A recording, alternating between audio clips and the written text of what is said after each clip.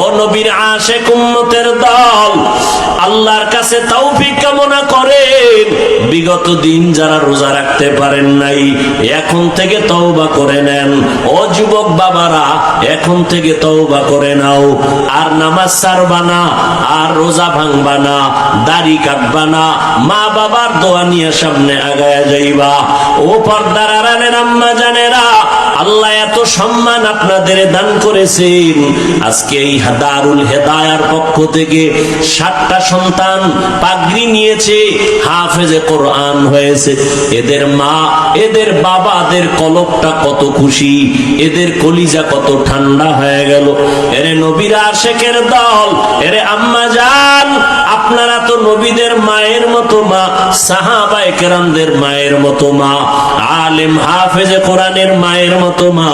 আপনারা খাদিজা রাদিয়াল্লাহু আনহার মতো নারী, ফাতেমা রাদিয়াল্লাহু আনহার মতো দামি নারী, আপনারা আয়েশা রাদিয়াল্লাহু আনহার মতো দামি নারী, ইসমাঈল নবীর মা হাজেরা আলাইহা সালামের মতো দামি নারী, আপনারা ঈসা নবীর মা মারিয়াম আলাইহা সালামের মতো দামি নারী।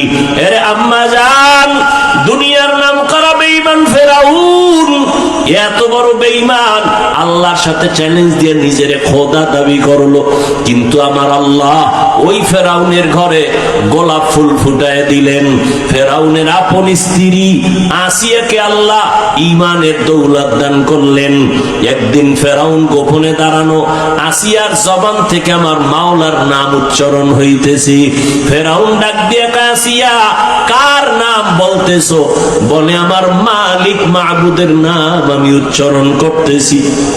বলে আমি তো মিশরের খোদা, তুমি আবার কোন খোদার নাম নেও? আসিয়া ডাক দিয়ে কয়, রে ফেরাউন, মুসা নবী যে আল্লাহকে মানে আমিও তাকে মানি। ফেরাউনের মাথা গরম। আসিয়া এটা কি বলো? সারা মিশরবাসী আমারে খোদা বলে মানে, তুমি যদি আমাকে খোদার স্বীকৃতি না দাও, আমার খোদাগিরির কোনো ভ্যালু থাকবে না। আসিয়া ডাক দিয়ে কয়, রে ফেরাউন, আমি এক আল্লাহকে আল্লাহ বলে স্বীকার করেছি, মরিয়া গেল আমি ওই আল্লাহকে আর ভুলতে পারি না। ফেরাউন এক এক করে অত্যাচার, এক পর্যায়ে ফেরাউন আসিয়াকে ফাঁসি দিবে, শুলিবিদ্ধ করানোর জন্য তারিখ দিয়ে দিল, রেডি করে ফেললো। আসিয়া আল্লাহর দরবারে কাঁদতেছেন, ও আল্লাহ, ধৈর্য ধারণ করার তৌফিক দিও, ঈমানের পরীক্ষায় যেন তোমাকে ভুলিয়া না যাই। কারণ এই দুনিয়ায় কষ্ট করি কোনো কষ্ট না। মুসা নবী যেই বয়ান করেছেন, দুনিয়ার কষ্টের থেকে পরকালে গুনাহ আযাবের কষ্ট বড় মারাত্মক। হাসরের ময়দানে সূর্যটা মাথার উপরে চলে আসবে, জাহান্নামের আগুনের গরম। দুনিয়াতে দিনের বেলা সূর্য, বৈজ্ঞানিকরা বলে জমিন থেকে 9,30,00,000 মাইল উপরে সূর্য। দিনে ছিল, রাতের বেলা নাই, কিন্তু এরপরও এত গরম, ফ্যানের বাতাস না হলে চোখে ঘুম আসবে না। ও আল্লাহর বান্দারা, হাসরের ময়দানের সূর্যের গরম কেমনে সহ্য করবা? এই ভয়ে সাহাবায়ে কেরামরা আজীবন কান্না করেছেন। আমার নবী পর্যন্ত হাসরের ভয়াবহতার কারণে চোখের পানি ছেড়েছেন। উম্মতের কি হালাত হবে? ও নবীর উম্মতের দল, আসি আল্লাহর কাছে কাঁদেন আর বলেন, আল্লাহ, সাবিরিনদের অন্তর্ভুক্ত বানায় দাও, আমি যেন তোমাকে ভুলিয়া না যাই। যখন শুলিবিদ্ধের তারিখ হলো, হাজারো লাখ মানুষ জমা হয়ে গেল, আসিয়াকে শুলিতে নিবে। আসিয়া কাঁদতেছেন। রাস্তা দিয়া মুসা নবী হেঁটে যান। পয়গম্বর মুসা নবীকে দেখিয়া আসিয়া হাউমাউ করে কাঁদেন আর বলেন, ও পয়গম্বর, আপনি জানেননি আমি আসিয়ার কেমন অবস্থা? কয় জানি, তোমাকে ফেরাউন শুলিবিদ্ধ করবে, মেরে ফেলবে। কয় আমি তো মরেই যাব। আপনার থেকে একটু জানতে চাই, আপনি তো আল্লাহর সাথে কথা বলেন, একটু বলবেন আমার উপরে আমার মাওলা বেজার না খুশি আছেন? আসিয়ার এই কথায় মুসা নবী বলেন, আসিয়া, তোমার উপর আমার মাওলা বড় খুশি। এই কথা শুনে আসিয়া কান্না শুরু করলেন, আল্লাহর কাছে দোয়া করলেন। ক্বালাত রাব্বি ইবনি লি ইনদাকা বাইতান ফিল জান্নাহ, ও দয়ার মালিক,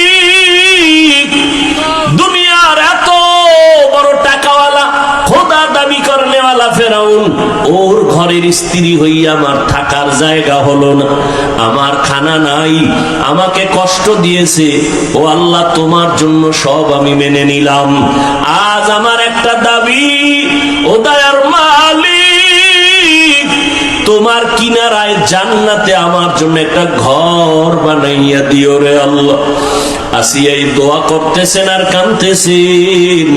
হঠাৎ করে আসিয়া মুস্কি হাসা শুরু, শুলিবিদদের মঞ্চে নিয়ে যাবে। ফেরাউন বলে, আসিয়া মাত্র কান্না করলা, আবার হাসি কেন? আসিয়া ডাক দিয়ে কয়, রে ফেরাউন, তুমি জানো না আমার আল্লাহ আমার কলবের চক্ষুটা খুলিয়া দিছেন, তুমি তো দেখবা না, তোমার অন্তর না পাক। আজ আমি ঈমান আনার কারণে আমারে তুমি জায়গা দাও নাই থাকার, কত কষ্ট দিয়েছো। আজ আমি মাওলার কাছে কান্নার কারণে আজ আল্লাহর কাছে আবদার জানিয়েছি। আমি এখন তাকায় দেখতেছি ওই জান্নাতের পাশে আমার ঘর, লক্ষ লক্ষ ফেরেশতা অপেক্ষায় আছে, আমার রূহটা জান্নাতে নিয়ে যাবে। আমি মালিকের মোলাকাতের জন্য আনন্দিত। এখন আমার কোনো কষ্ট নাই, কোনো ভয় নাই। আমাকে শুলিবিদ্ধ করে দাও, আমি মালিকের মোলাকাতে চলিয়া যাব। এরে আল্লাহর বান্দারা, ও পর্দার আড়ালের আম্মা জান, এত বড় বেঈমান ফেরাউনের ঘরে আসিয়া যদি আমার আল্লাহর মোহাব্বত নিয়ে দুনিয়া থেকে যাইতে পারেন, রহমতের নবী বলেন কিয়ামতের ময়দানে আসিয়ার সাথে আমি নবীর সাথে জান্নাতে বিবাহের বন্ধন হয়ে যাবে। কেমন ভাগ্য আসিয়ার, ও পর্দার আড়ালের আম্মা জানেরা। এই দুনিয়াতে যত সন্তানদের বয়ান আমি শুনাইলাম, আপনাদের দোয়া আর অবদান ছাড়া হবে না। এই দুনিয়ায় যত সন্তান ভালো হয়েছে, দুনিয়ার লাইনে আর আখিরাতের লাইনে, সব আপনাদের কারণেই। এসপি সাহেবের ব্যবহার ভালো, ডিসি সাহেবের ব্যবহার ভালো, ওসি সাহেবের ব্যবহার ভালো, চেয়ারম্যান সাহেবের ব্যবহার ভালো, এগুলো পেছনে নিজের কোনো বাহাদুরি নাই, সব হলো মায়ের অবদান। মায়ের আদর্শের কারণে সন্তান ভালো হয়। এজন্যই তো বিশ্ব বরেণ্য দার্শনিক ইমাম গাজ্জালী রাহমাতুল্লাহ আলাইহি বলেন, প্রতিটি সন্তানের জন্য তার মা হলো প্রাথমিক শিক্ষিকা। সন্তানকে মা যা শিখাবে সন্তান তাই শিখবে। ও আম্মা জান, এখনো আপনাদের বলবো, পেছনের গুনাহ থেকে তওবা করেন। আপনার মতো কত মা এখনো আছে পর্দা করে স্বামীর মাল হেফাজত করেন, সন্তানগুলোকে আদর্শওয়ালা বানানোর মেহনত করে, নামাজ ছাড়ে না। এরে আম্মা জান, আপনারা কেন পারবেন না? ও যুবক, ওই মা বাবার দোয়া নিয়ে সামনে আগাও। মা বাবার দোয়া ছাড়া জীবনে কোনোদিন সফলতা আসবে না। যতই বাহাদুরি করো, আজকে সম্মানের চেয়ার পাইলাম মা বাবার দোয়ার কারণে। আমার মালিকের দয়া, মা বাবার দোয়ার কারণে তুমি টাকার মালিক, বাড়ি গাড়ির মালিক, সম্মানের মালিক। ওই মা বাবার দোয়া নিয়ে সামনে আগাও, আর মায়ের থেকে দোয়া নিও। কত আল্লাহর বান্দারা তোমার লাইনে থাইকা নামাজ ছাড়ে না, বেপরদায় চলে না। আজকে এতগুলো মানুষ মোনাজাতে অনেকে কাঁদে, তোমার আমার চোখে কেন পানি নাই? একমাত্র কারণ আল্লাহ তোমার আমার গুনার কারণে বেজার। মা বাবার দোয়া নিয়ে চোখের পানি ছেড়ে কান্না করে দোয়া করিও, আল্লাহর কাছে তওবা করিও, আজকে থেকে আর কোনোদিন নামাজ ছাড়বো না, মা বাবার দোয়া নিয়ে চলবো, কোনোদিন মা বাবারে কষ্ট দিব না, ওলামায়ে কেরামের পরামর্শ নিয়া নবীর তরিকা মানিয়া চলবো। তওবা করার যদি বান্দা করার মতো করতে পারো, আল্লাহ জীবনের সব গুনাহ মাফ করে দিবেন। রহমতের নবীর আদর্শ নিয়ে জীবনটাকে পরিচালনা করব। তওবা করার মতো যদি নিয়ত হয়, কারো অন্তরে যদি মুনাফিকি দুর্বলতা না থাকে, খাঁটি তওবার নিয়তে দুটো হাত আল্লাহকে দেখায় দেই। আয় আল্লাহ, হাতগুলো কবুল করে নেন, তওবা কবুল করে নেন। তওবার উপরে মজবুত হইয়া চলার মতো তৌফিক দান করেন, আমিন। আল্লাহ সবাইকে কবুল করেন, আরো মহব্বতে বলেন আমিন। কি যুবক বাবারা, নামাজ পড়া যাবে তো ইনশাআল্লাহ? কি শুধু শুক্রবার? তাহলে কয়দিন? প্রতিদিন। রোজা ভাঙ্গা যাবে দুই একটা? হ্যাঁ, খবরদার। আমি বলি না এই মাদ্রাসায় পড়া লাগবে, তাবলিগে যাইতে হবে, না হয় জাহান্নামে যাবে। নামাজ রোজা ঠিক রাখিয়াও স্কুল কলেজে পড়া যায় না? যায়। আল্লাহ সবাইকে তৌফিক দান করে। যদি বলি এই যুবক, নবীজির আদর্শে টুপি পরো না কেন?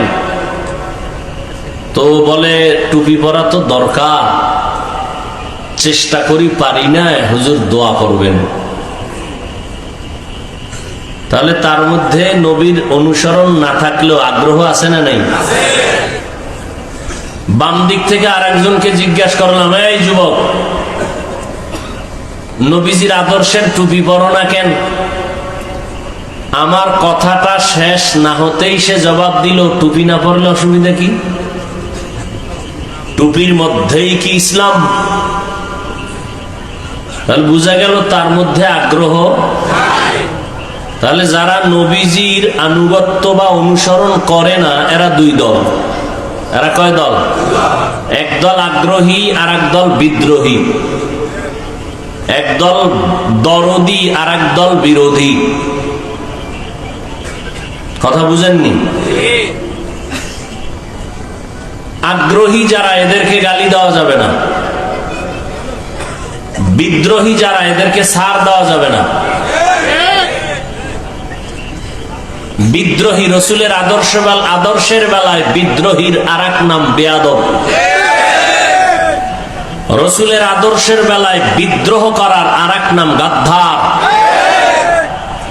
দোনোজনেই কিন্তু টুপি পরে না, দোনোজনেই দাড়ি রাখে না, একজন আগ্রহী আর একজন বিদ্রোহী।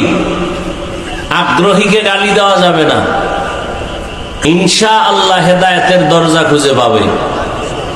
বিদ্রোহীকে ছাড় দেওয়া যাবে না। ভালো করে বুঝেন, একজনে নামাজ পড়ে না আর একজন নামাজ পছন্দ করে না, দুইজন সমান? একজন মুমিন আর একজন তাজা বেঈমান। যে মুমিন আগ্রহ আছে পড়া, তাকে গালি দেওয়া, আর যার মধ্যে আগ্রহ নাই, বিরুদ্ধাচরণ করে, তাকে ছাড় দেওয়া যাবে না। তাহলে একজনে টুপি পরে না, তাকে দেখলেই বলা যাবে না সে নবী মানে না। বুঝতে হবে সে কি আগ্রহী না বিদ্রোহী। আমাদের সমাজে বহু আল্লাহর বান্দা আছেন, আগ্রহীও আবার বিদ্রোহীও আছে। নামাজ পড়ে না, তারপরে বলে আমার ঈমান তাজা। আল্লাহ আমাদের বিদ্রোহের পথ থেকে হেফাজত করেন। এবার আসেন আয়াতের মধ্যে সকলের পরিচিত একটি আয়াত, ওয়ামা আরসালনাকা ইল্লা রাহমাতাল লিল আলামিন। আল্লাহ বললেন, হে নবী, আপনাকে আমি দুনিয়াতে পাঠাই নাই। হ্যাঁ, পাঠিয়েছি জগৎ সমূহের রহমত হিসেবে। পাঠাই নাই, হ্যাঁ পাঠাইছি, ঘুরাইয়া না বলে ডাইরেক্ট বললেও তো পারতেন যে নবী আপনাকে আমি রহমত করে পাঠাইলাম। নবী আগে নীতিবাচক আল্লাহ শব্দ ব্যবহার করলেন, হে নবী আপনাকে আমি পাঠাই নাই। হ্যাঁ পাঠিয়েছি জগৎ সমূহের রহমত করে। পৃথিবীর সমস্ত মানুষের জেহেনকে আল্লাহ পাক পরিশুদ্ধ করে দিলেন যে আমি যে এমন এক রসুল পাঠাইতেছি যার পুরাটাই রহমতের চাদরে আটকানো, রহমতের বাইরে কিচ্ছু নাই। আর অনেকে এখানে আলামিনের তর্জমা করেন উভয় জগতের রহমত। আমি বলেছি জগৎ সমূহের রহমত। উভয় জগৎ মানে দুনিয়ার জগৎ, পরকাল জগৎ। এই দুই জগতের বাইরে আরো জগৎ আছে, রুহের জগৎ, মায়ের গর্ভের জগৎ, দুনিয়ার জগৎ, কবর জগৎ, হাসরের ময়দানের এক জগৎ, জান্নাত ও জাহান্নামের ভেতরের এক জগৎ।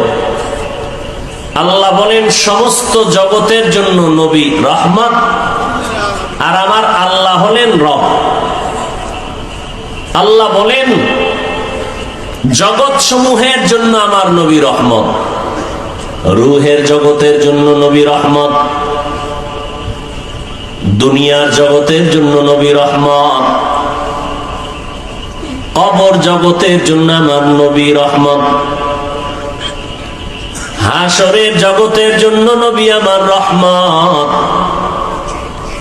জান্নাত ও জাহান্নামের জগতের জন্য আমার নবী রহমত। আল্লাহ বলেন হে পয়গম্বর, জগৎ সমূহের জন্য আমি আপনাকে বানায় দিলাম রাহমাতুল লিল আলামিন, আর আমি আল্লাহ হলাম রব্বুল আলামিন। আমি হলাম রব, আপনি হলেন রহমত। নবী রূহের জগতের জন্য কেমনে রহমত, কবর জগতে নবী কিভাবে রহমত, হাসরের ময়দানে নবী কিভাবে রহমত, জান্নাত ও জাহান্নামের জগতে নবী কিভাবে রহমত। এগুলো ভিন্ন ভিন্ন আলোচনা। আমি শুধু দুনিয়ার জগৎ নিয়ে কিছু কথা বলবো। দুনিয়ার জগতের জন্য আমার রাসূল রহমত, মুমিনদের জন্য নবী রহমত, বেঈমানদের জন্য আমার নবী রহমত। পুরুষের জন্য নবী আলাদা রহমত, নারীদের জন্য আমার নবী রহমত। মানুষের জন্য নবী যেমন রহমত, জঙ্গলের প্রাণীদের জন্য আমার নবী রহমত। সমুদ্রের প্রাণী মাছেদের জন্য নবী রহমত, গর্তের পিপিলিকার জন্য আমার নবী রহমত। গাছের জন্য নবী রহমত, মাছের জন্য নবী আমার রহমত। জমিনের জন্য নবী রহমত, চন্দ্র সূর্যের জন্য আমার নবী রহমত। কেমন রহমতের নবী আমার, যার মধ্যে ভরপুর রহমত ছাড়া কিছুই নাই। এমন এক সময় আমার আল্লাহ রহমতের প্যাকেট বানা আমার নবীকে জমিনে পাঠাইলেন এমন এক জায়গা, যেই জায়গার মানুষ হলো পৃথিবীর ইতিহাসে চূড়ান্ত চরিত্রহীন নিকৃষ্ট মানুষ। মক্কার মানুষ এতটাই খারাপ, এদের মতো চরিত্রহীন মানুষের জমিনে আর কোথাও ছিল না। মক্কার মানুষ এতটাই নিকৃষ্ট, এতটাই চরিত্রহীন, কন্যাদেরকে তারা অপছন্দ করে। আপন বাবা কন্যাটাকে ধরে জ্যান্ত পাথরের মধ্যে চাপা দিয়ে মেরে ফেলে, এতটাই তারা খারাপ। জমিনের মধ্যে আল্লাহ একটা সুন্দর ঘর বানিয়েছিলেন, বাইতুল্লাহ। ইন্না আউওয়ালা বাইতি উযিআ লিন-নাসি লাল্লাযী বিবাক্কাতা মুবারাকান ওয়া হুদা, মুবারাকান ওয়া হুদাল লিল আলামিন।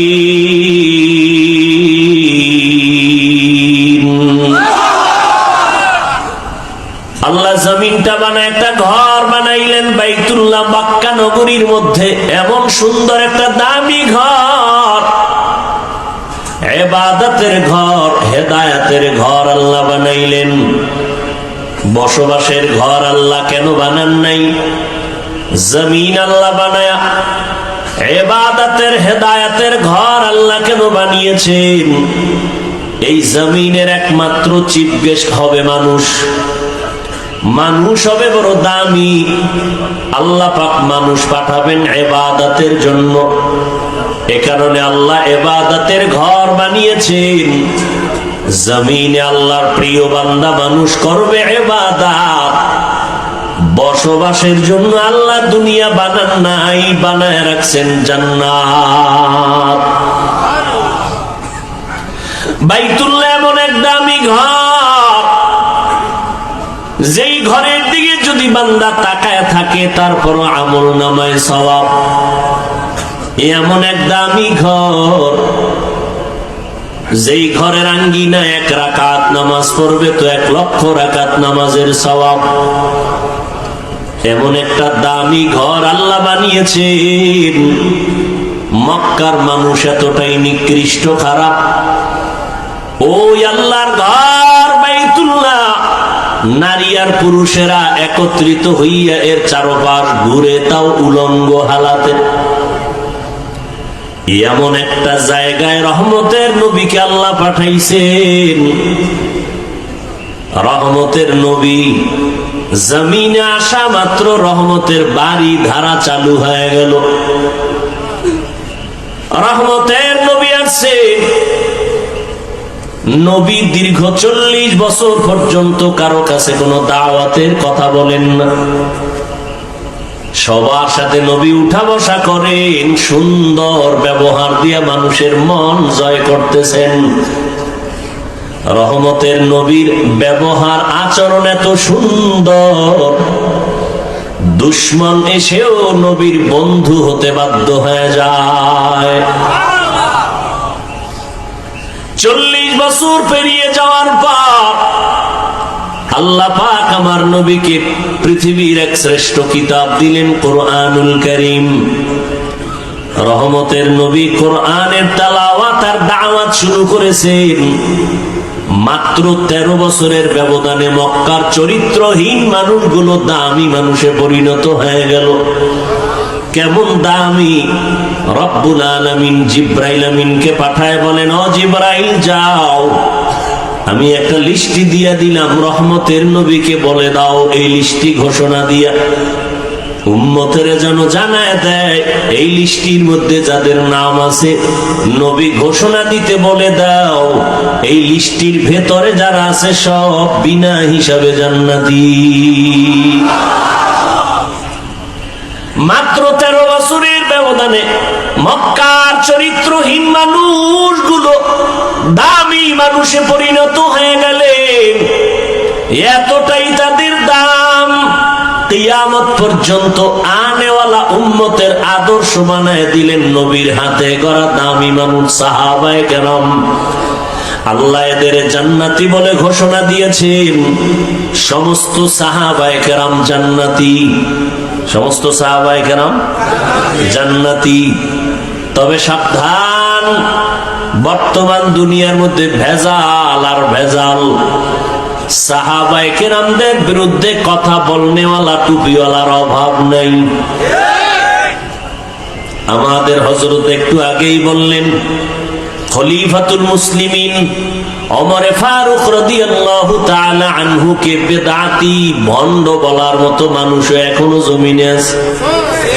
তবে একটা কথা আজীবন মনে রাখবেন, সাহাবায়ে কেরামদের বিরুদ্ধে যারা ইশারা ইঙ্গিতে লেখবে বা বক্তব্য দিবে, আল্লাহর কসম একবার, আল্লাহর কসম 2 বার, আল্লাহর কসম 3 বার, ওয়াল্লাহি বিল্লাহি তাল্লাহি, সাহাবায়ে কেরামদের বিরুদ্ধে যারা ইশারা ইঙ্গিতে লেখবে আর বলবে, তারা এই জমিনের মধ্যে নিকৃষ্ট বাতিল ইসলামের দুশমন।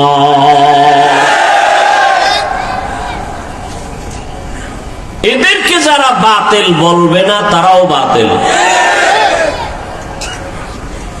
ভাইরা আমার, সাহাবায়ে কেরাম উম্মতের আদর্শ, নবীজির হাদিস। নবী বলেন, ও উম্মতেরা সাবধান, আমার আগে এক নবী, সম্প্রদায়ের নাম বনি ইসরাইল। এদের মধ্যে এতটা বাড়াবাড়ি, এতটাই দলাদলির কারণে তারা দলে দলে বিভক্ত হয়ে 72 দল হলো।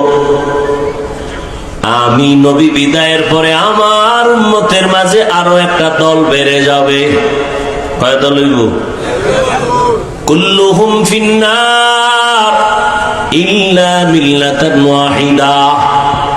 নবী বলেন, সব দলেরা জাহান্নামে যাবে, এক দল মাত্র জান্নাতে যাবে। কিলা মান হিয়া ইয়া রাসূলুল্লাহ।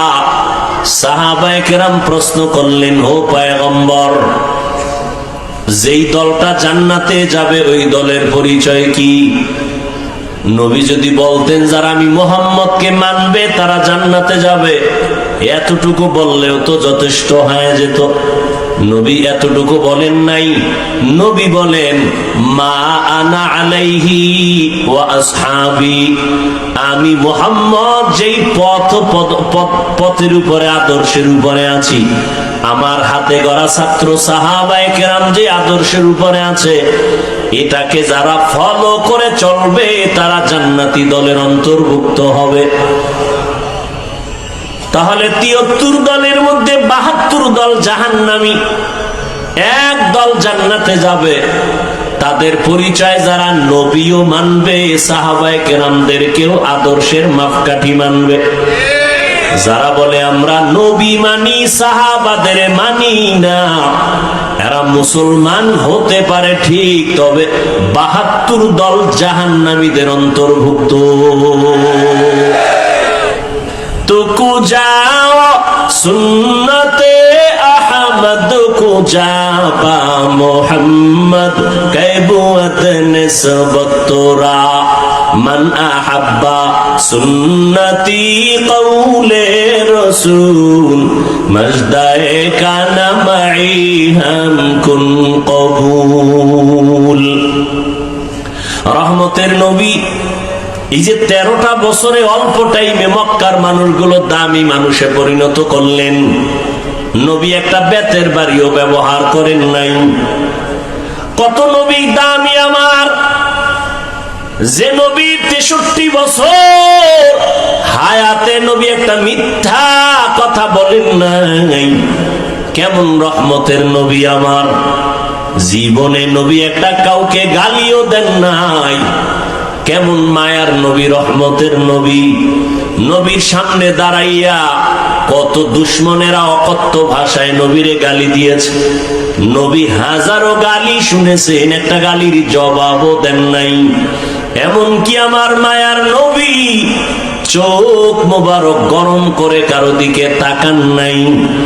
রহমতের নবীর এতটাই পাওয়ার আল্লাহ দান করেছেন যে অল্প টাইমে মক্কার চরিত্রহীন মানুষ চরিত্রবান হয়ে গেল, এমন দামি হয়ে গেল। এদের এক একজন নবী বলেন আসহাবী কান্নুজুম, আমার এক একজন সাহাবী আকাশের এক একটা নক্ষত্রের সমতুল্য। দুনিয়ার অনেক মানুষেরা আকাশের নক্ষত্র দেখে দেখে তার পথ নির্ণয় করে সঠিক পথ খুঁজে পায়, তারপরে চলে। ও দুনিয়ার মুমিন, আমার এক একজন সাহাবী আকাশের এক একটা নক্ষত্রের মতো। তোমরা এক একজন সাহাবীকে অনুসরণ করে জান্নাতের সঠিক পথ অবলম্বন করে চলো। রহমতের নবী আসলেন, মক্কার মানুষগুলো কন্যা সন্তানদের পছন্দ করে না। কতটাই নষ্ট মানুষ। বর্তমান দুনিয়াতে এখনো কিছু নিকৃষ্ট চরিত্রের মানুষ আছে যারা কন্যা হলে কষ্ট পায়, কন্যা হলে স্ত্রীর সাথে রাগ করে কথাও বলে না। আছে না নাই? স্ত্রীকে বলে ছেলে না দিয়া মেয়ে দিলি কেন? সন্তান দেয়ার মালিক কি স্ত্রী? হ্যাঁ, বড় স্ত্রীকে পুরস্কার দেওয়া দরকার। তোমার আমানত স্ত্রী রক্ষা করেছেন। আমানত, রাত নাই দিন নাই কত কষ্ট। তোমার সন্তান মায়ের গর্ভে রেখে মা ঠিক মতো খানাও খেতে পারে নাই, ঘুমাইতেও পারে নাই। কি যে কষ্ট মায়ের জিন্দেগি, কত প্রসব বেদনার কষ্ট আম্মা জানের। আমার আম্মা জানের কণ্ঠের আওয়াজ ঘরের ভেতর থেকে আওয়াজ দিলে সামনের দরওয়াজায় যায় না। কিন্তু যেদিন আমি দুনিয়াতে আসবো, আম্মা জান এতটাই বেকারার হয়ে গেলেন, এতটাই অচেতন। আম্মা জানের কান্নার কারণে পাশের ঘরের মানুষ ঘুমাতে পারে নাই। আম্মা জান এতটাই কান্না করলেন, আব্বা জানকে গোপনে ডেকে ক্ষমা চেয়ে নিলেন। ও স্বামী আমার, দয়া করে আমাকে মাফ করে দাও। যেইভাবে খেদমত করা দরকার ঘরে এসে আমি পারি নাই, মাফ করে দিও। আব্বাজান বলে, বিবি এমন কেন করো? বলে, আমার উপরে মনে হয় 7 আসমান চেপে পড়ছে, আমি বাঁচবো না, মরে যাব। এতটাই কষ্ট করেছেন মা, কপাল পোড়া মানুষ। ওই মায়ের কি পুরস্কার তুমি দিবা? না দিয়া মেয়ে হলো কেন তুমি তার সাথে তর্ক করো, কথা বন্ধ করে দাও। তোমার মতো নিমক হারাম এই জগতে কেউ নাই। আম্মাজানের কষ্ট সারা দুনিয়া একদিক, আম্মাজানের প্রসব বেদনার কষ্ট ভিন্ন দিক। এরে দুনিয়ার মানুষ, রহমতের নবী বললেন, বিশ্ব নবী যার কোনো তুলনা নাই, আমার নবীর একটা ছেলে আল্লাহ রাখেন নাই। মক্কার মুশরিকরা অলিতে গলিতে ঘুরে আর কয়, আব্দুল্লাহর ছেলে মোহাম্মদ, এর কোনো ছেলে নাই, মরিয়া গেলে তার বংশ রক্ষা করার কেউ থাকবে না। আল্লাহ পাক রব্বুল আলামিন নবীকে এমন ভাবে বানাইছেন, নবী গর্ব করে বলেন, ও দুনিয়ার মানুষ, আমি এত বড় দামি, আল্লাহ আমাকে সৃষ্টির শ্রেষ্ঠ মর্যাদা দান করেছেন, আমার একটা ছেলেও নাই, আমি 4 কন্যার বাবা। আমি রহমতের নবী 4 কন্যার বাবা, একটা ছেলেও নাই। আল্লাহ বলেন, ও মানুষ, আমি আল্লাহ তোমার খায়ের বা কল্যাণ মনে করলে ছেলে দেই, মেয়ে দেই।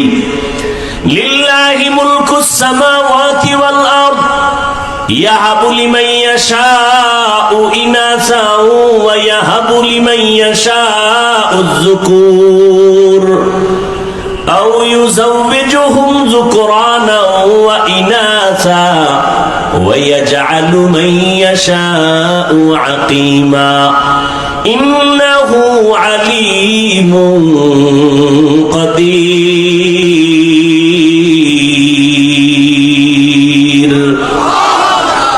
আল্লাহ বলেন, আসমান জমিনের ক্ষমতা আমার হাতে, আমি চাইলে কাউকে ছেলে দেই, কাউকে মেয়ে দেই, কাউকে দোনোটা দেই, কাউকে কোনোটাই দেই না। ক্ষমতা কার? আল্লাহ দিলে ফিরেইতে পারে কেউ? হ্যাঁ, নমরুদ দেয়, ইব্রাহিম নবীর আসতে দিবে না, অনেক অপকৌশল অবলম্বন করলো, শত শত নবজাতক মেরে ফেললো। ফেরাউন মুসা নবীকে আসতে দিবে না, পারলনি নমরুদ আল্লাহর সাথে পাল্লা দিয়া? পারে নাই। আল্লাহ পাক ইব্রাহিম নবীকে পাঠাইছেন। জমিনে আল্লাহ চাইলে সব হয়, বান্দা চাইলে কিছুই হয় না। কাদের কুদরত দারি বরকামাল আনতা রব্বি আনতা হাসবি যুল জালাল, তুহি কাদের জলিলুল্লাহ জাহাদার বহর হালে তুহি মেরা নেগাহদার। আল্লাহ সন্তান দিবেন, ছেলে মেয়ে আনার কোনো কায়দা নাই, এর মধ্যে বরকত। আল্লাহ দিবেন মেয়ে, তুমি ছেলে চাইছো, মনটা ছোট বানায় না। আল্লাহ এক মেয়ে দিছেন, তুমি শুকর আদায় করো। 5টা ছেলে দিয়া যা না হবে, তোমার কল্যাণ একটা মেয়ের দ্বারা আল্লাহ করায় দিবে। আবার মেয়েদের দিল এতটাই যে দুর্বল, নারীদের মর্যাদাও আল্লাহ বাড়ায় দিলেন। এজন্য যাদের মেয়ে আছে ভালো করে দেখবেন।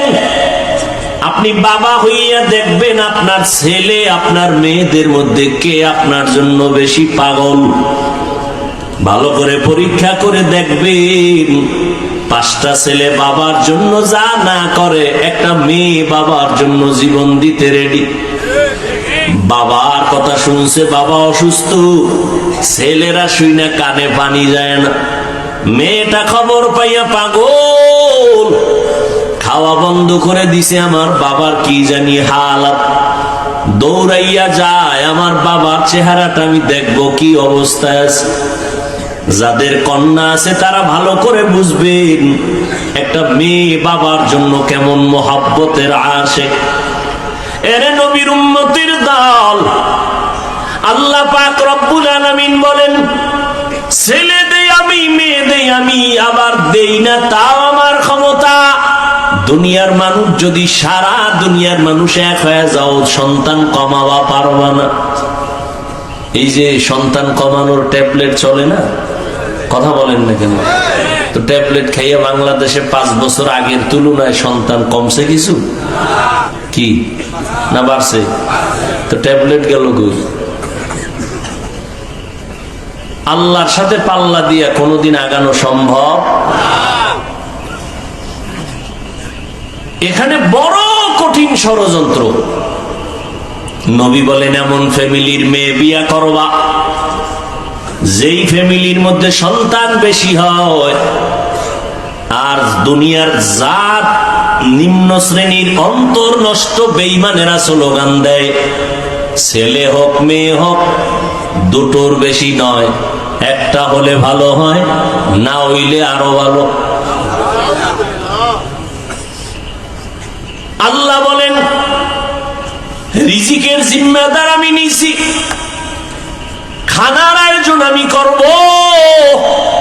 গর্তের পিপিলিকারে যদি আমি খানা দিতে পারি, মানুষ তুই এত দাবি, তোমাকে কেন পারবো না? জঙ্গলের হাজারো লাখো প্রাণী কেউ না খাইয়া মরে না, উড়ন্ত পাখিটাও খানা খায়। হায়াতুল হায়াওয়ানে আছে, একটা কাক যখন দুনিয়াতে বাচ্চা দেয়, বাসার মধ্যে বাচ্চাটা 3 দিন পর্যন্ত থাকে, মা কাছে যায় না, শরীর সাদা, ভয় লাগে। তাহলে এই বাচ্চাটারে, কাকের বাচ্চারে কে খানা দেয়? মা দূরে থাকে, খানা দেয় না। আল্লাহ পাক এই বাচ্চাটাকে খানার আয়োজন করেন। কিছু পোকা আছে, উড়ন্ত পোকা, উড়ে উড়ে এই বাচ্চাটার ঠোঁটের কিনারায় খালি ঘুরে। এই বাচ্চাটা হা করে, পোকাটা মুখের মধ্যে চলে যায়। 3 দিন পর্যন্ত এই পোকা খেয়ে খেয়ে বাচ্চাটার শরীরে পশম আসে কালো। 3 দিন পর্যন্ত একটু যখন পরিবর্তন, কালো সাদা রেখাটা চলে যায়, তখন মা যাইয়া নিজ হাতে বাচ্চাকে হাতে নিয়ে খানার আয়োজন করে। গর্তা ওয়াকুল মিকুনি হর সুবহ শাম মিরাসানাত রিজক তু আজলা মাকাম জুজবা হক চীজে মাখাজ ইনসো জা ফজলে উ আমস্তে দর জুমলা জাহা। এরে নবীর আশিক উম্মতের দল, আল্লাহর নবী নারীদের, কন্যাদের সম্মান বাড়ায় দিলেন। রহমতের নবী বলেন, আমি 4 কন্যার বাবা। নবীর একটা ছেলেও নাই। মক্কায় ঘুরে ঘুরে যেই মুশরিকেরা নবীর বদনাম করত, মুহাম্মদের ছেলে নাই, বংশ রক্ষা হবে না। 1500 বছর পর আজকে ওই বেঈমানদের নাম হাদিসে থাকার কারণে উলামায়ে কেরাম জানেন, আর কেউ জানে না। কিন্তু আমার নবীর ঔরার জাত কোন ছেলে যদিও না নাই, আল্লাহ আমার নবীকে এই পরিমাণ রুহানি সন্তান দান করেছেন। 1500 বছর পর্যন্ত আমার নবীর গুণগান চলতেছে চলতেছে, লেখক লিখতেছে, বক্তা বক্তব্য দিতেছে, লেখাও বন্ধ হয় নাই, বক্তার বক্তব্য বন্ধ হয় নাই। বরং এমনও সন্তান এই জমিনের মধ্যে এখনো বেঁচে আছেন। আমার নবীর বেলায় উল্টা পাল্টা যদি কোনো বেঈমান কিছু বলতে চায়, কোটি প্রাণ আমার নবীরা আসে কল্লা দেওয়ার জন্য তৈয়ার। এরে নবীর উম্মত, আল্লাহ পাক আমার নবীকে জগৎ সমূহের রহমত করে পাঠাইলেন। ওয়ামা আরসালনাকা ইল্লা রাহমাতাল লিল আলামিন। আমার নবীর মনটা বড় দুর্বল। অন্য নবীর হায়াত বেশি, উম্মতেরও হায়াত বেশি, নেক আমল বেশি তারা করেছে। আমার হায়াত কম, আমার উম্মতের হায়াত কম। এই কম হায়াতে আবার উম্মতে তো নেক কোথায় পাবে? আল্লাহ বলেন, ও পয়গম্বর, আমি আপনারে কত যে মোহাব্বত করি, কত ভালোবাসি রে নবী, আমি কাউকে এমন ভালোবাসি না। ও নবী, আপনি জানেন কোরআন শরীফটা হেফাজতের জিম্মা আমি আল্লাহ যেমন কুদরতের হাতে নিয়েছি, আপনাকেও হেফাজতের জিম্মা আমার হাতে নিয়েছি। ও নবী, আমি আপনাকে এতটাই ভালোবাসি, আপনি আমার কেমন বন্ধু আপনি জানেন। মূসা নবী আমার বন্ধু, ইব্রাহিম নবী আমার বন্ধু, ঈসা নবী আমার বন্ধু, আপনি নবী মুহাম্মদও আমার বন্ধু। ব্যবধানটা কি জানেন নবী? সব নবী রাসূল আল্লাহ তাআলার আশিক, আর আমার আল্লাহ নিজে হলেন মুহাম্মদের আশিক। ও নবী, আপনাকে আমি কখনো মন খারাপ রাখবো না। আপনি টেনশন করতেছেন হায়াত কম, এত সওয়াব কেমনে পাবে? ও নবী, উম্মতের জানায় দেন, আপনার উম্মতের হায়াত যদিও কম, বরকত হবে অনেক বেশি। অন্য নবীর উম্মতেরা লাগাতার 1000 মাস ইবাদত করিয়া যা সওয়াব অর্জন করবে, আমি আল্লাহ আপনার মহব্বতে আপনার উম্মতের আমি এক রাতের ইবাদতে তার থেকে বেশি দান করব। আতিনা ফি দারে দুনিয়া না হাসান, আতিনা ফি দারে উকবা না হাসান, ইয়া গিয়াসাল মুস্তাগীসিন ইহদিনা লিফতিখারা বিল উলুমে ওয়াল গিনা। হর গরিদে নেকো তু तैयार है, जो न मांगे उससे तू बेजार है। 1000 মাস ইবাদত করে যা পাবে উম্মতেরা অন্য নবী, আমার নবীর উম্মত তা কয় দিনে পাবে বলেন? ওই রাত্রটার নাম কি? ইন্না আনজালনাহু ফি লাইলাতিল কদর ওয়া মা আদরাকা মা লাইলাতুল কদর, লাইলাতুল কদরি খায়রুম মিন আলফি শাহর। 1000 মাসের থেকেও দামি এক রাত। ওই রাতটা সামনে আসতেছে রে মুমিন, এত বরকত আল্লাহ দান করেছেন, অন্য নবীর উম্মতেরা এতটা পায় না আমরা যেটা পেয়েছি। ও নবীর আশিক, অন্য মাসে একটা নফল ইবাদত করে যা পাইবা, রমজানে যদি ওই নফল আমল করো, ফরজের সমান আল্লাহ দান করবেন।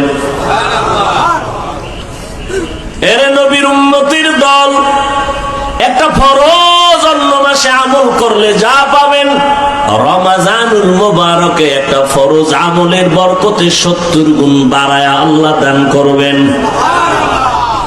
আল্লাহর সেই পবিত্র কালাম মহাগ্রন্থ আল কুরআন, কি মহিমা এ মাসে হয়েছে তার আগমন। আল্লাহর সেই পবিত্র কালাম মহাগ্রন্থ আল কুরআন, কি মহিমা এ মাসে হয়েছে তার আগমন। একেনে কে শতুর রহমান, দেন নফল ফরজ সমান, রহমত বরকত নাজাতের মাস জালাও আমল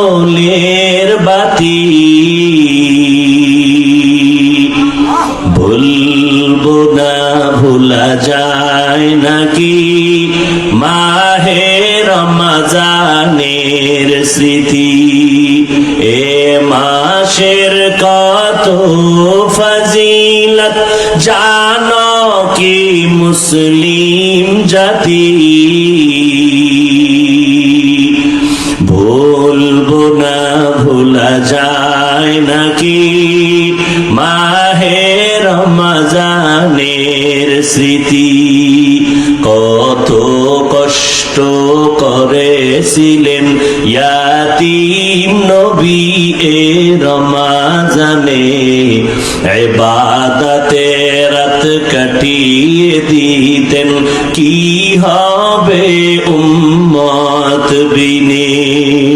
কত কষ্ট করেছিলেন ইয়াতীম নবী এ রমজানে, ইবাদতে রাত কাটিয়ে দিতেন কি হবে উম্মত বিনে। আমরা তো সেই নবীর উম্মত, কেমনে দাও তার সিনাতে আঘাত। মরণের ভয় নাই কি তোমার, কি হবে যে শেষের গতি। ভুলবো না ভোলা যায় নাকি মাহে রমজানের স্মৃতি। এ মাসের কত ফজিলত জানো কি মুসলিম জাতি। ভুলবো না ভোলা যায় নাকি মাহে রমজানের স্মৃতি। ভুলবো না ভোলা যায় নাকি মাহে রমজানের স্মৃতি। রহমতের নবীর কারণে আল্লাহ আমাদেরকে এত বরকত দান করেছেন। হাসান বসরি বলতেছেন রমজান এত বরকত, একটা রোজা যখন শুরু হয়ে যাবে আল্লাহ প্রতি রোজার বরকতে প্রত্যেক রাতে 6 লক্ষ জাহান্নামীকে মুক্তি দান করেন। এভাবে করতে করতে পুরা রমজান করার পর শেষ রাতে আইসা পুরা রমজানে যা করেছেন ওই এক রাতে সমপরিমাণ আরো করে দেন। একটা রোজার এত দাম।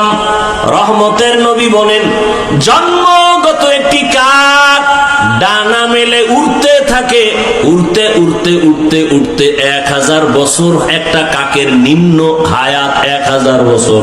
একটা কাক উড়ে উড়ে 1000 বছর পর্যন্ত যদি বিরামহীন উড়িয়া কত দূর চলে যায়। ও রোজাদারেরা, একটা রোজার বরকতে তুমি জাহান্নাম থেকে অত দূরে চলে যাবি।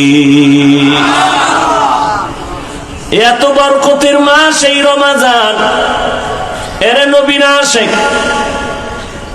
এই রমজান বরকতের মাস। আল্লাহর নবী বলেন সাইয়্যিদুশ শুহুর শাহরু রমাদান। মাস সমূহের ভিতরে সরদার হলো রমজানুল মুবারক। জাহান্নামের দরজাগুলো বন্ধ, জান্নাতের দরজাগুলো খোলা। ও আল্লাহর আশিক বান্দারা, এই রমজানের মাধ্যমে বান্দা আল্লাহর সম্পর্ক মোহাব্বত গভীর করো। আল্লাহর সম্পর্ক গভীর করার জন্য মাধ্যম হলো দুইটা, এক হলো নামাজ আর এক হলো কোরআনের তেলাওয়াত। রমজানে এই পরিমাণ কোরআন তেলাওয়াত হয় দুনিয়াতে অন্য কোন মাসে এই পরিমাণ তেলাওয়াত হয় না। রমজানে এই পরিমাণ নামাজ হয়, অন্য মাসে এই পরিমাণ নামাজ হয় না। আল্লাহ কিছু সুযোগ আমাদের দান করেছেন, কিন্তু দুঃখ কিছু আশিক এই জমিনের মধ্যে আছে রমজান আসলে তারা রোজা রাখার জন্য রেডি থাকে না। কত বড় নিমক হারাম বলে, আমার ঘরে কি চালের অভাব, ভাতের অভাব, আমি রোজা রাখবো কেন? আছে না নাই? আমরা কি ভাতের অভাবে রোজা রাখি? ভাইরা আমার, আবার কিছু নষ্ট মানুষ এরা বলে রোজা আসতেছে, রোজা রাখতে পারি না, আমার রোগ বেড়ে যায়। আছে না নেই? অথচ রোগ বাড়বে কেন? ও গোলাম, তুমি রোজাটাকে রোগের ঔষধ বানায় নাও। আল্লাহর কাছে বলো, হে মালিক, একটা রোজা আমি ছাড়বো না, তুমি রোজার বরকতে আবার রোগ থেকে মুক্তির ব্যবস্থা করে দাও। রমাজানুল মুবারক এত বরকতের মাস। রোজাদার রোজা রাখবে, যখন দোয়া করবে কবুল। এর মধ্যে আবার বিশেষ কিছু দোয়া কবুলের সময় তাহাজ্জুদের টাইম। 11 মাস যদি আপনাকে বলি 1000 করে টাকা দিব, প্রতিদিন 2 রাকাত করে তাহাজ্জুদ পড়বেন, কোন মানুষের দ্বারা অসম্ভব। বলবে হুজুর, আমি আপনাকে উল্টা 1000 দেই, আমার পক্ষ থেকে আপনি তাহাজ্জুদ পড়ে নেন।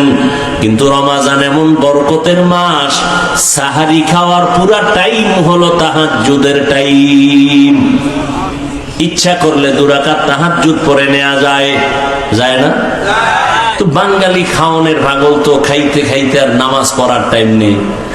এত খাওয়া খায় যে আজানের পরেও কয় পান্ডা খাইয়ে লই, রাত তো এখনো সাদা হয়নি। 2 রাকাত তাহাজ্জুদ পড়ি ওরে মুমিন, ও কলিজার যুবক, আল্লাহর শুকর, 6 বছর থেকে একটা রোজাও ছাড়ি নাই রে বাবা। আজকে তোমার বয়স 30, তোমার বয়স 25, তুমি রোজা রাখতে পারো না। তোমার আব্বারও দুর্বলতা আছে, তোমার মায়েরও দুর্বলতা আছে। ও আব্বা আম্মা যারা আছেন, আল্লাহ না করুন কিয়ামতের ময়দানে নিজে আমল করিয়াও সন্তানের অপরাধের কারণে আসামির কাঠগড়ায় দাঁড়াতে হবে। অতএব ওই দিনটা আসার আগে তওবা করে নেন। ও কলিজার যুবক বাবারা, খোঁজ নিয়ে দেখো তোমার মতো কত যুবক স্কুল কলেজে পড়ে, জেনারেল লাইনে পড়ে, দুনিয়ার লাইনে চলে, রমাজানে একটা রোজাও ভাঙ্গে না, নামাজ ছাড়ে না। এমন আল্লাহর গোলাম আছে না নাই? তুমি কেন পারো না রে যুবক? এই বরকত, অনেকে মনে করে রোজা মানি বিশাল সওয়াব।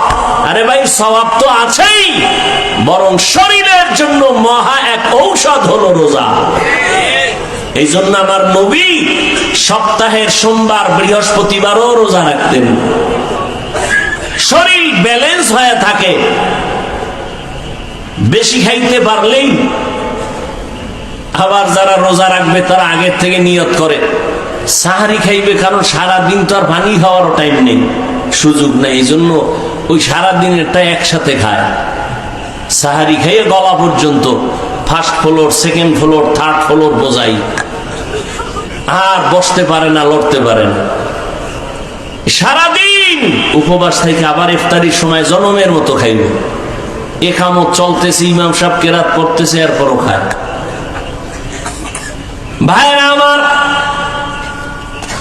অথচ ইফতারি সামনে নিয়ে দোয়া কবুলের সময় খানা বেশি খাওয়াটা কামিয়াবি না, সফলতা না। সাহারি খাওয়াটা নবীর সুন্নাত। যদি আপনার পেটে ক্ষুধা বেশি না থাকে, একটু পানি পান করে সুন্নাত আদায় করবেন। সাহারি খাওয়া সুন্নাত মানে পেট ভরে খাবেন তা না।